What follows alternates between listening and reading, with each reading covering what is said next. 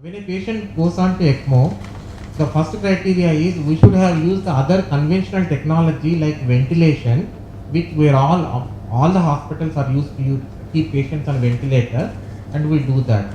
But there will be a time when the ventilator cannot achieve the gas exchange to keep a patient alive. In other words, if you want me to say, ventilation fails because the disease process is so severe, the ventilator cannot help those patients. So those are the type of the patients we decide that yes, they can be helped with ECMO for the next few days so that they can recover during that.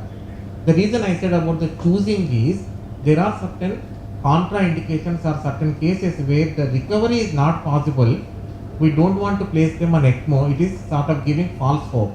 So we have to decide which cases are going to improve and which cases are irreversibly damaged, so they cannot make improvement even on going on to ECMO. So ethically and judiciously, we want to use this procedure. Whoever can benefit from this procedure, we will use it. Disposable equipment. So most of the cost goes for the disposable equipment, and it runs with the blood products, etc.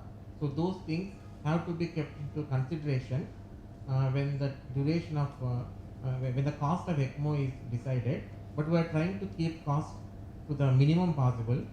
We should be able to offer this technology to all the patients coming from nearby places as well, say from Vijayawada, Tirupati, Karnool, nearby places I mean.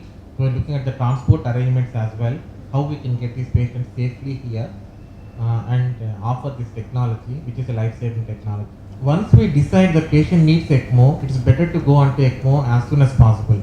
So minimal period will be preferable, but may not be achievable in all the cases. It is a different field. Yes, it is helpful. ECMO is helpful in that cases also for supporting organs. But if many number of organs fail, it will be difficult for all the organs to recover as well. So it might take longer time, and after putting them on ECMO for some time, if they don't recover, we may have to decide they don't make any recovery on that, and we may have to stop at that stage with the consent of relatives and others by taking by making it as a combined decision at that time.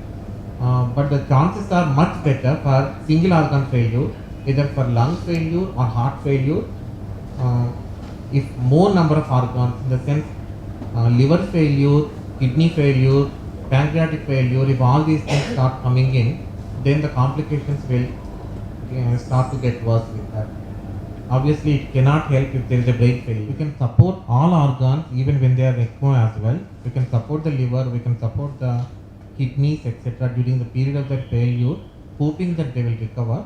But the chances are much better for single organ failure compared to multi-organ. All of us in the medical fraternity were used for using the ventilator in the whole world. But with the ECMO, specialized techniques are there. It is like 24 hours. You have to be by the side of the patient, but 24 hours, 24/7. So it is very meticulous. It is not without complications. So we don't want to use ECMO before all other life supporting measures have been tried.